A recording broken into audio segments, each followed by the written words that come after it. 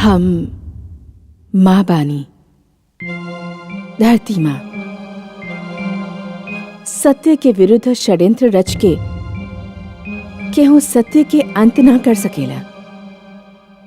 हार असत्य की ही होखेला। विधान बा कि जे दूसरा के बुरा करे चलेला स्वयं ओही के बुरा हो जाला। संसार के कौनो शक्ति ईश्वर के शक्ति से टक्कर ना ले सकेले। हम ई भी देखनी और ई भी देखनी कि ईश्वर पर अडिग विश्वास रखे वाला कितना उदार होखेला कि आपन बुरा चाहे वाला के भी क्षमा कर सकेला। सिंहिका के कहे पर आह्लाद प्रहलाद के मारे चाहलस, परंतु मृत्यु स्वयं आह्लाद के दबोच लेहलस।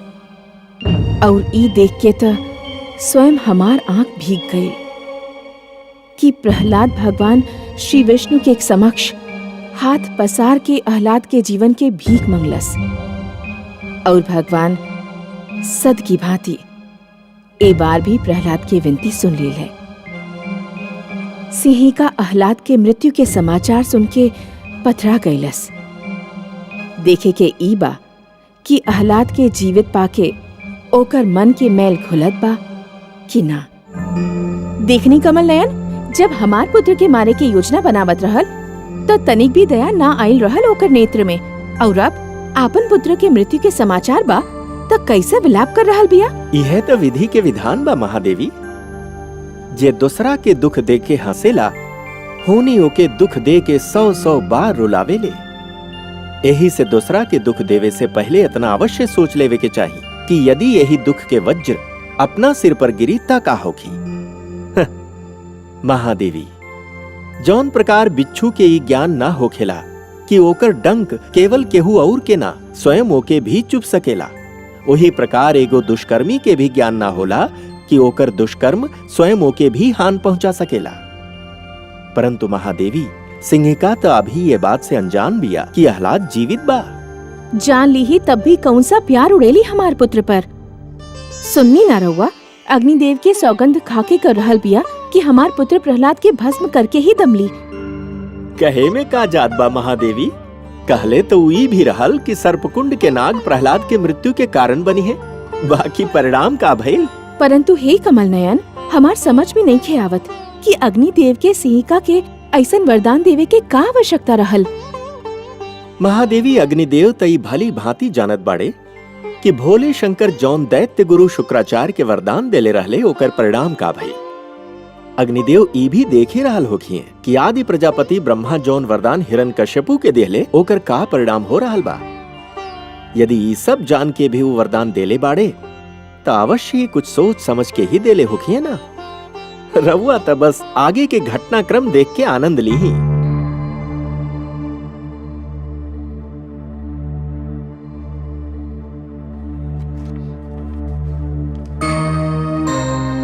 युवराज, रउआ जीवित हो गई नी? हाँ महामंत्री, हम काल के जाल में समा के लौट आई नी। ये तो चमत्कार हो गई युवराज, परंतु ये सब कुछ भइल कैसे? ये सब हमार प्रिय अनुज प्रहलाद की कृपा बा। ये नया जीवन हमके हमार अनुज उपहार में देले बा। परंतु हम तो महाराज और महारानी के असुर लोक में राउर मृत्यु के सूचना भी भेजवा चुकल बानी। ये तो बहुते बुरा भइल भ्राताश्री। बुआश्री राउर मृत्यु के समाचार सुन के दुख से पागल हो उठे लोग हैं। तू ठीक कहत बड़ा अनुज। उनके तुरंत सूचना भेजवाई कि यहाँ सब कुछ कुशल बा। जौन आज्ञा युवराज। ना भ्राताश्री, हमनी के स्वयं असुर लोग पहुँचे के होखी। वहाँ हाहाकार मचल होखी। राउर मृत्यु के समाचार के उपरांत बुआश्री के राउर जीवित रहे के समाचार पे विश्वास ना होखी। उनके विश्वास वही समय होखी जब वो अपन आँख से रउआ के जीवित देखी हैं। कितना सुख होखी उनके रउआ के देख के। माताश्री चली, हम भी रउआ संगे चलब। अवश्य अनुज, अब तो हम उहे करब जौन तू कहबा। हमारी जीवन तू ही तो लौटैले बड़ा। महामंत्री जी, हमारी यात्रा के प्रबंध कइल जाए। जौन आज्ञा युवराज। हमार पुत्र, हमार पुत्र, हमार पुत्र, हमार पुत्र। तू काहे विलाप कर रहल बाड़ू?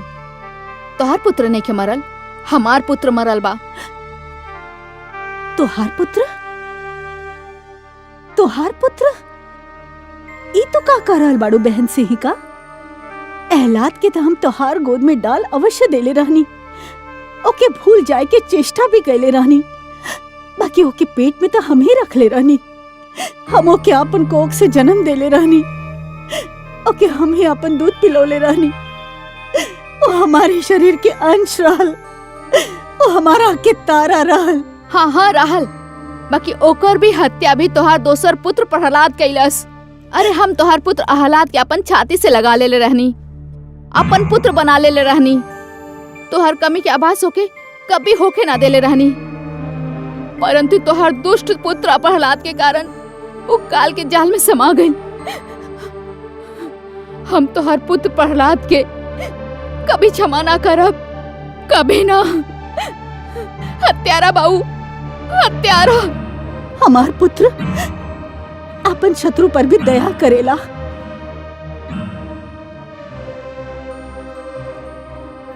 अपन बैरी के भी आदर करेला। वो कैसे अपन भाई के हत्यारा हो सकेला? बाकी वो हत्यारा बा महारानी, हत्यारा बाऊ। वो है एहलाद के हत्या कैले बा। हाँ हाँ, उहे एहलाद के हत्या कैले बा। हम प्रहलाद के सर्वनाश कर देब, मार डालब हम ओके, हम ओकर शरीर के जला के भस्म कर देब। माते, माते हेने देखी, हम जीवित बनी। पुत्र, पुत्र,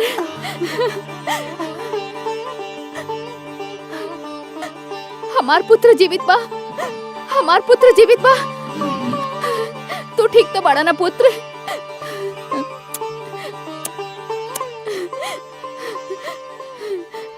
महाराज देखिए, हमार पुत्र जीवित बा, जीवित बा हमार पुत्र।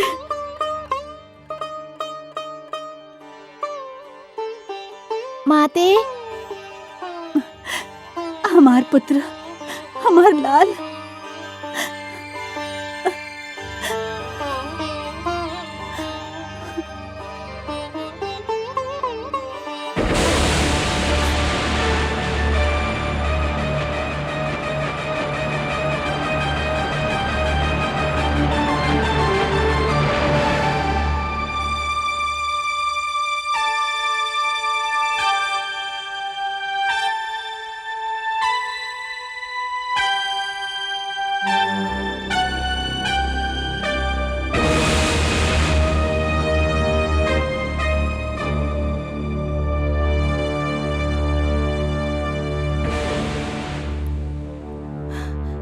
दूर रहा हमसे दुष्ट। ई रउआ का कह रहल बनी माताश्री? हमार प्रिय अनुज प्रहलाद तो हमके जीवनदान दिले बा। हम तो केवल रउआ के अपन जीवित होके के समाचार भिजवावत रहनी, लेकिन अनुज प्रहलाद अनुरोध कैलस कि हम स्वयं चली और एगो माता अपन पुत्र के जीवित देख ले। रउआ एके झिटक रहल बानी, ई तो पुरस्कार के अधिकारी बा। रउआ हमार अनुज के कुछ भी कहनी तो हमके बहुत दुख हुई माताश्री, बहुत दुख हुई।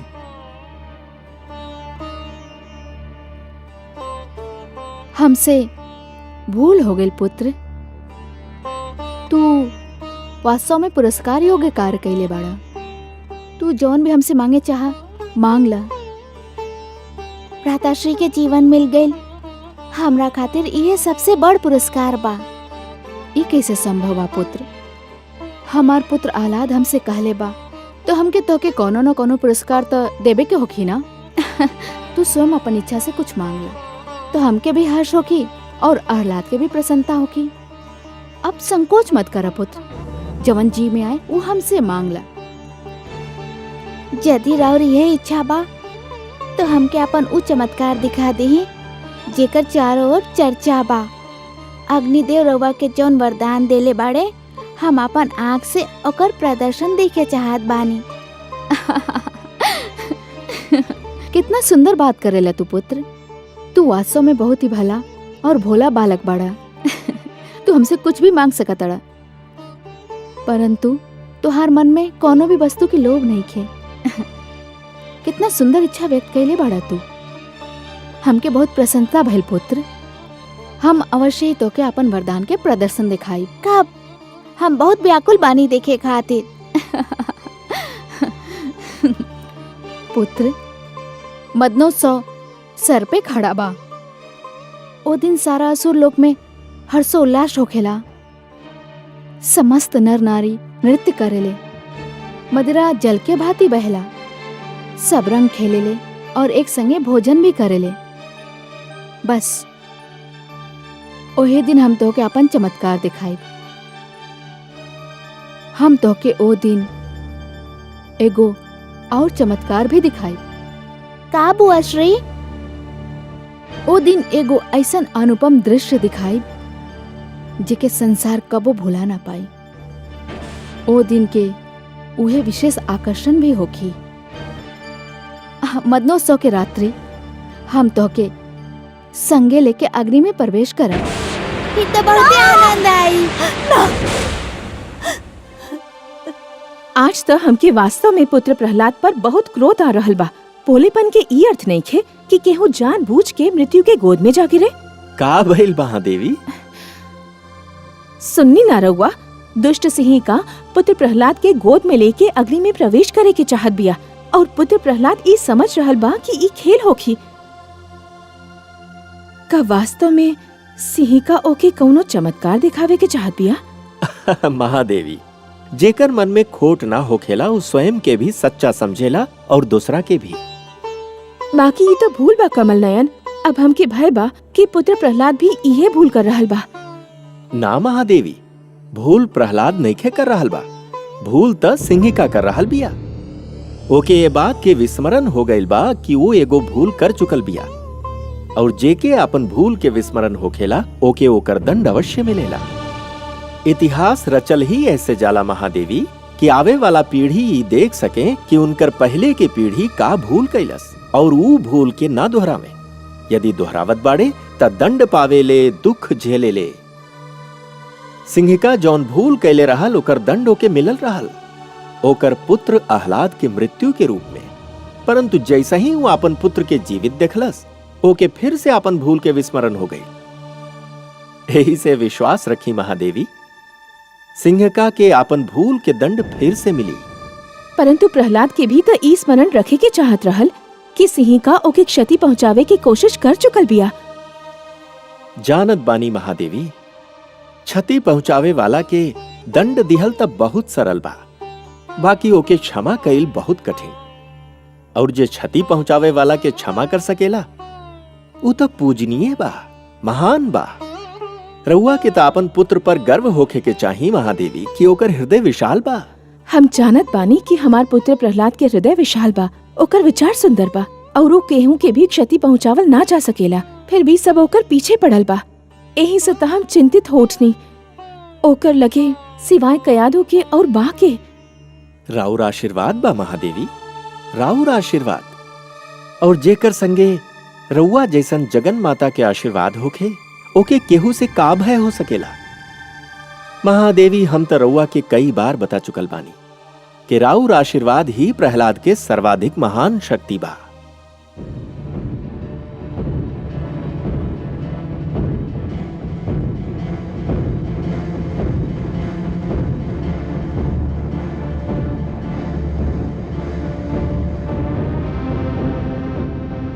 असुर लोकवासी सावधान, सुना सुना ध्यान से सुना। भगवान हिरण्यकश्यपु घोषणा कैले बाड़े कि यह बार भी मदनोत्सव हर बार के भांति बहुत धूमधाम से मनावल जाई। भगवान हिरण्यकश्यपु सदैव के भांति अपन समस्त प्रजा खातिर मांस, मदिरा, नृत्य आदि के व्यवस्था करी है।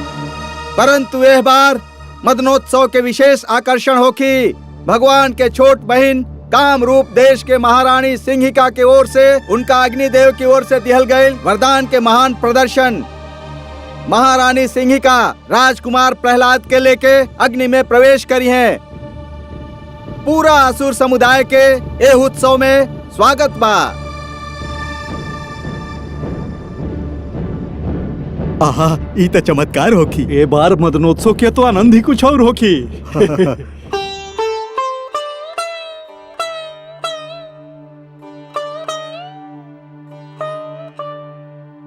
ई कैसन उत्सव बा कमल नयन? मांस, मदिरा, हुड़दंग का एके उत्सव कहल जाला? ना महादेवी, एके उत्सव ना रउआ असुर संस्कृति के असभ्य प्रदर्शन के नाम दी। उत्सव त नाम बा आनंद के पवित्र भावना के। उत्सव नाम बा ऋतु के आगमन के। जब प्यासल धरती पर वर्षा के पहला फुहार गिरेला और माटी से सोंधा सोंधा सुगंध उमड़ेला, तब उत्सव मनावल जाला कि अब धरती के प्यास मिटल, अब खेती लहराई, हरियाली नाच उठी।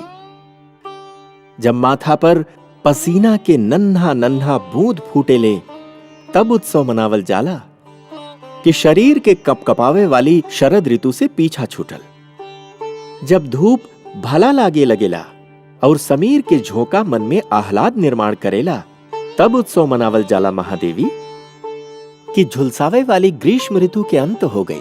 यह तो हम भी कहत बानी कमल नयन। उत्सव ऊ बा जौन आत्मा के शांति दे, जौन सारा नगर के जीवन अस्त व्यस्त कर दे, जेमे मदिरा पी के सब आपन सुध बुध खो बैठे। ओ उत्सव ना कोरा हुड़दंग बा। परंतु हमके सिंहिका के चाल से चिंता हो रहल बा। ओ हमार पुत्र के लेके अग्नि में प्रवेश करे के चाहत बिया। हम जानत बानी कि ओकर मन में का बा। परंतु राउर पुत्र के चेहरा पर तो कोनो चिंता दिखाई नहीं खे पड़त।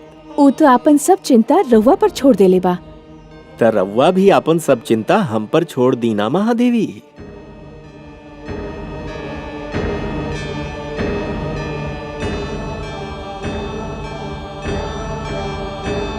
का भइल भाभी श्री? हमके बहुत चिंता हो रहल बा सिंहिका। कौन बात के चिंता?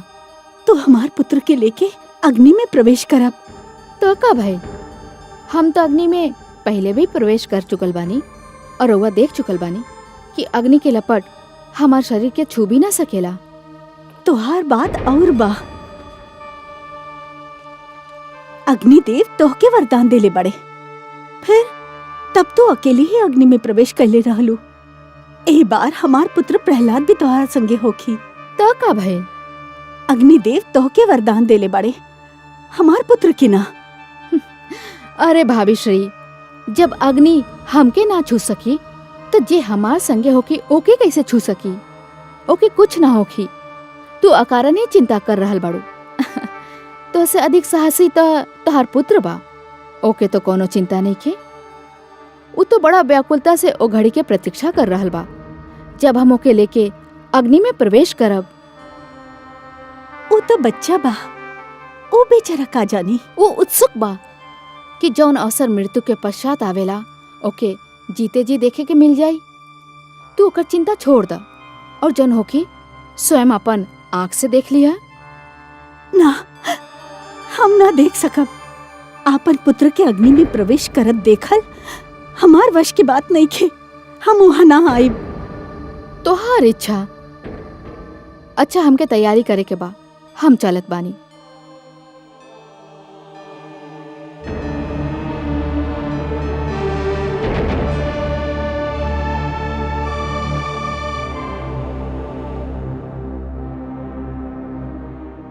माता श्री तो के लेके अग्नि में प्रवेश करे वाला बाड़ी। हम तो एक एक पल गिन रहल बानी। शीघ्र आवे वो घड़ी जब हम वो चमत्कार देख सकी। यदि तोके कुछ हो गिल त? बुआ श्री कहली हमके कुछ ना होकी, हम उनका रक्षा में रहब। और तोके विश्वास बा कि ऐसा नहीं होखी? हाँ, अग्निदेव के वरदान बा उनके। बाकी तोके तो नहीं खे? तोके कोनो चिंता नहीं खे? हम तो इतना जानत बानी कि उहे होखी जौन हमार विष्णु के इच्छा बा। फिर हम चिंता काहे करी?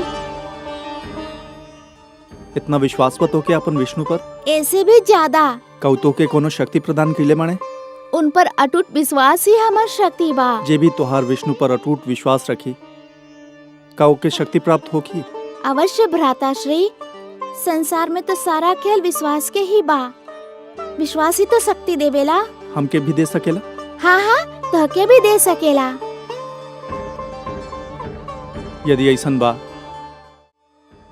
तो हमके भी अपन विष्णु पर विश्वास कैल सिखा दे।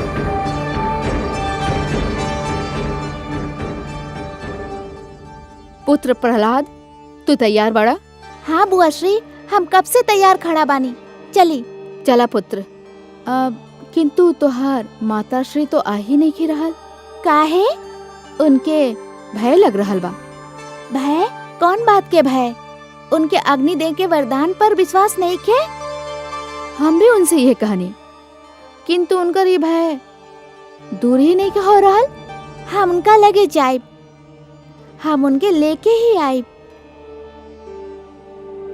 हमने के बाद बीच में ही रह गई भ्राताश्री। हम उस शक्ति के विषय में ये प्रदर्शनी के बाद ही बताई। अच्छा अनुज,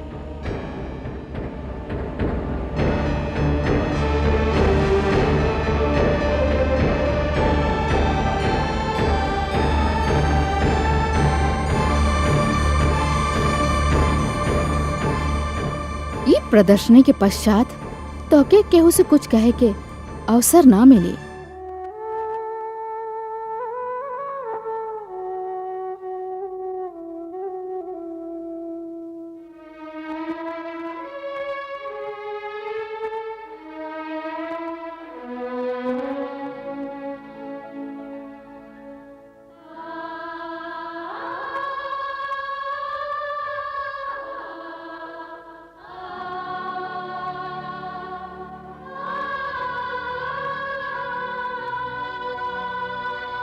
माते, माते, माते।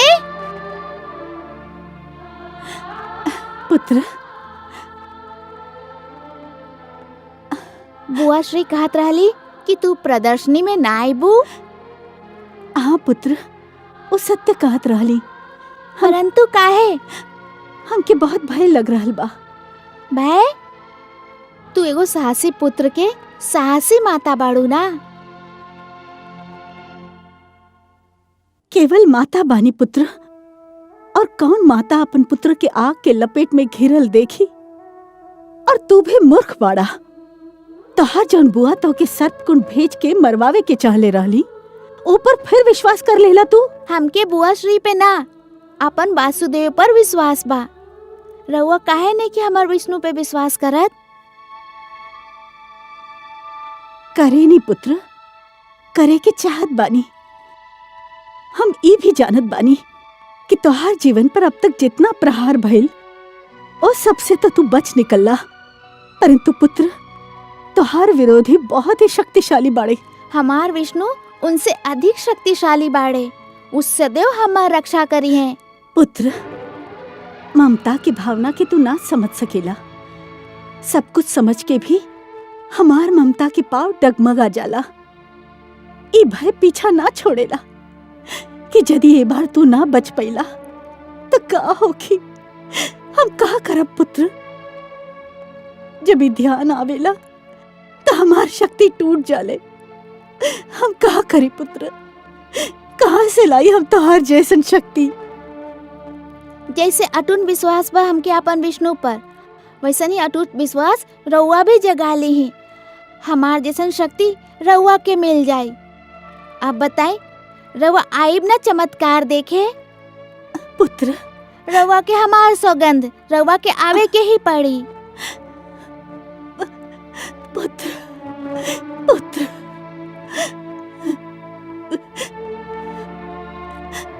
घातक, अत्यंत घातक। वो दुष्ट प्रहलाद दिन प्रतिदिन हमार खातिर घातक होकर जा रहल बा सिंगिका। आज तो हमके भी विश्वास हो गई कि यदि प्रहलाद जीवित रहल त हमके भी अपन पुत्र आह्लाद से हाथ धोए के पड़ी। हमके प्रहलाद से ओकर बातचीत सुन के भय लग रहा बा भ्राताश्री कि जौन प्रकार प्रहलाद रउआ से विद्रोह कर रहा बा, कहीं एक दिन वही प्रकार हमारा औलाद हमसे विरोध तो ना कर बैठी। ऐसे ऐसे हम वो दुष्ट के जीवन के अंत करल चाहत बानी सिंहिका। काहे कि यदि वो जीवित रहल तो दिन प्रतिदिन हमार विरोधी के संख्या बढ़त जाई। और जे हमार विरोधी हुई हैं वो हमनी के भ्राताश्री हिरण्याक्ष के हत्यारा विष्णु के प्रशंसक हो जाई हैं। हमके तो ये भी आशंका हो रहा बा भ्राताश्री कि कहीं प्रहलाद हमार पुत्र प्रहलाद के विष्णु के प्रेम जाल में फांस ना ले। भ्राताश्री हम तो यह देख के सिर उठल रहनी कि हमार पुत्र प्रहलाद के बात से प्रभावित हो रहा बा। जानत बानी बहन, भले भांति जानत बानी। वो दुष्ट के वाणी बहुत सुंदर बा। वो आपन मीठा मीठा बात से केहू के भी बहका सकेला। यही से ओकर अंत आवश्यक बा। यही से ओकर अंत अत्यंत आवश्यक बा। हम रउआ से सहमत बानी भ्राताश्री। विश्वास करी अग्नि के ई खेल से वो जीवित बाहर ना आई। हमार शुभकामना तुहार संगे बा सिंहिका। किंतु यदि वो जीवित रहल तो हमार जीवन संकट में पड़ जाई। ऐसन ना होके भ्राताश्री, हम ऐसन होके ना देब।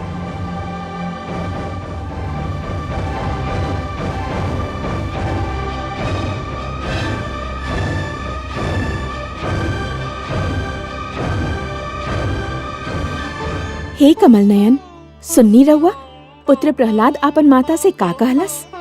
ऊ कह रहल बा कि भक्ति की भावना ही सबसे श्रेष्ठ बा। ममता की भावना ओकरा के कुछ भी नहीं खे। कुछ बहुत अनुचित बात तो नहीं खे कर रहल राउर पुत्र महादेवी। रउआ तो ये सत्य से भली भांति परिचित बानी कि सृष्टि में ईश्वर के अस्तित्व के अतिरिक्त बाकी सब कुछ माया बा। मोह माया में फसल अर्थात आपन जीवन के लक्ष्य के भुलाए के समान बा। और जीवन के तई है लक्ष्य बा महादेवी कि आपन भीतर छिपल ईश्वरी शक्ति के खुल के बाहर निकालल, आपन भीतर छुपल ईश्वर के ढूंढल। मोह तो भ्रमित करेला महादेवी और फिर भटकावेला। फिर वो मोह चाहे धन के होखे या संतान के। परंतु हे दया सागर, माता और पुत्र के स्नेहता राउर देहल सुंदर देन बा। अवश्य बा महादेवी, परंतु कोनो भी स्नेह अधिक महान ना होखेला। जीवन के तो वास्तविक उद्देश्य ही बा कि ईश्वर के प्रेम में हम के भूल जाए। काहे कि ईश्वर से प्रेम हर प्रेम के स्रोत होखेला। जौन प्रकार मरुस्थल के रेत दूर से जल के समान चमकेली, परंतु निकट जाके ही ज्ञात होला कि उ तो सूखल रेत बा, जल ना। उही प्रकार हर मोह निकट से केवल एगो भ्रम सिद्ध होखेला महादेवी। ईश्वर से प्रेम ही जीवन के उद्धार के कारण होखेला। राउर पुत्र कयाधु के ममता से अपन मुंह नइखे मोड़ रहल महादेवी। ऊ तो केवल ममता के धारा के भक्ति की ओर मोड़े के प्रयास कर रहल बा। काहे कि ऊ जानत बा कि भक्ति में ही शक्ति होखेला। ली राउर पुत्र के परीक्षा के घड़ी आ गई।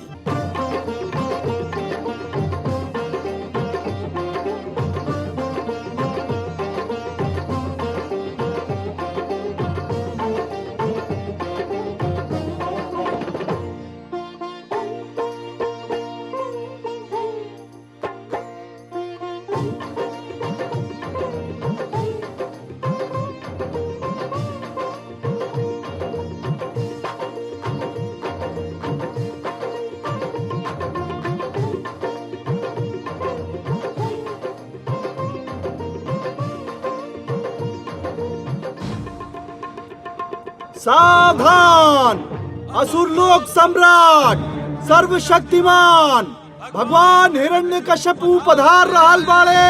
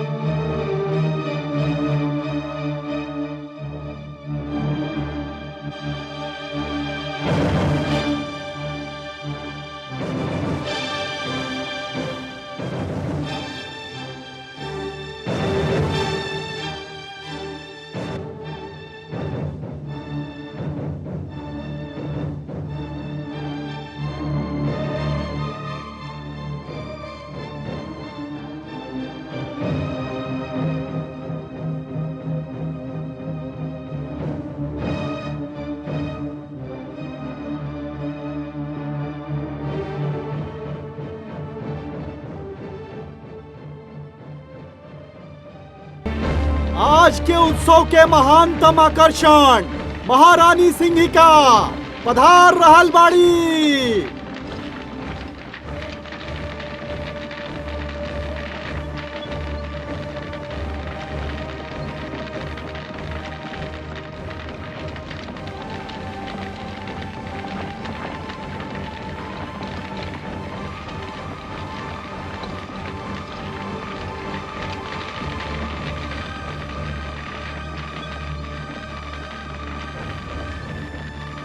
प्रणाम भ्राताश्री।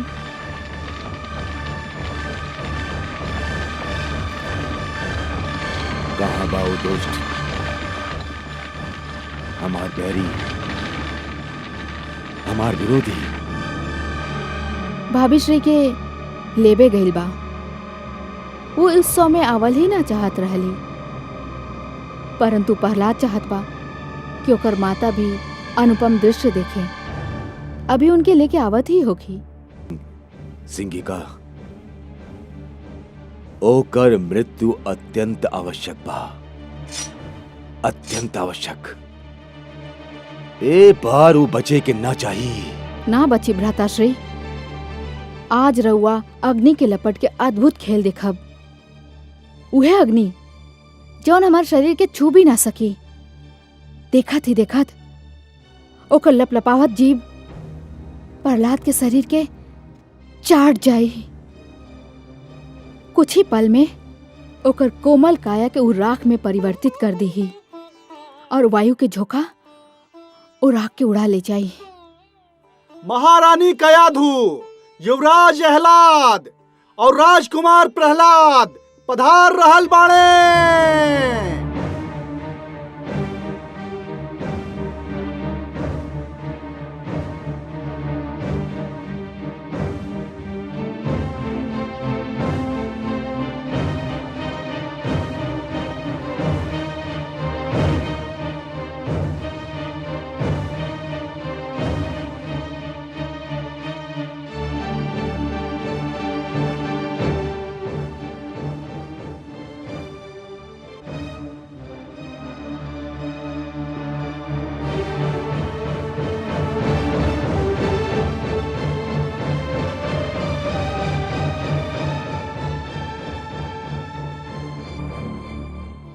माते, हमरा और चरण छू के संसार के मातृत्व के चरण छू रहल बानी।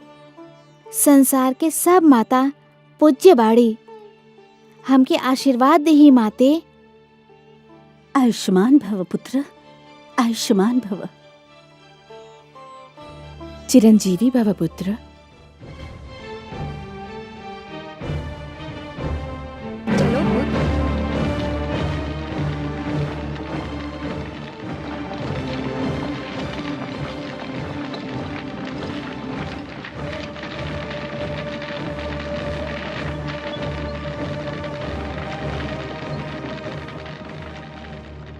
चला पुत्र।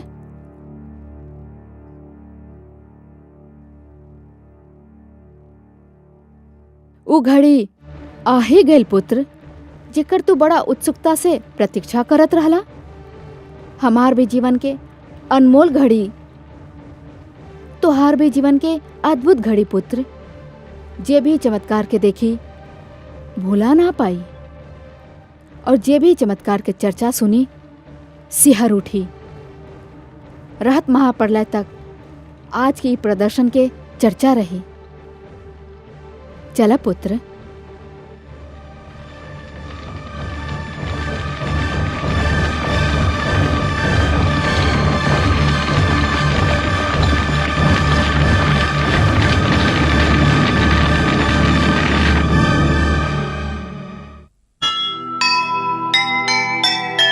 पाप नहीं फलता कभी, यही जगत की रीत।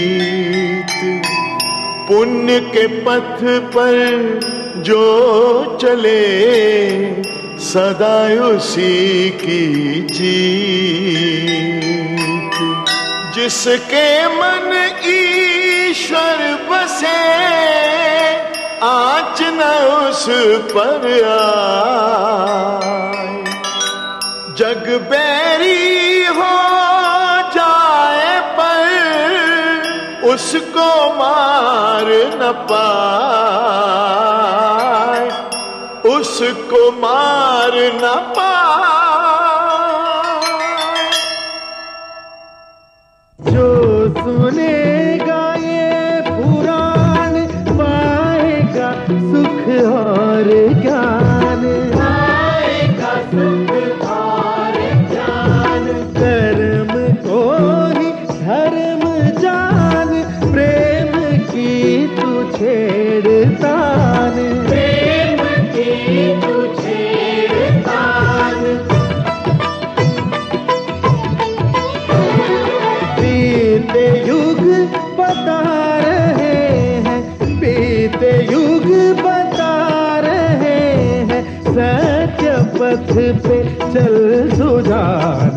विष्णु पुराण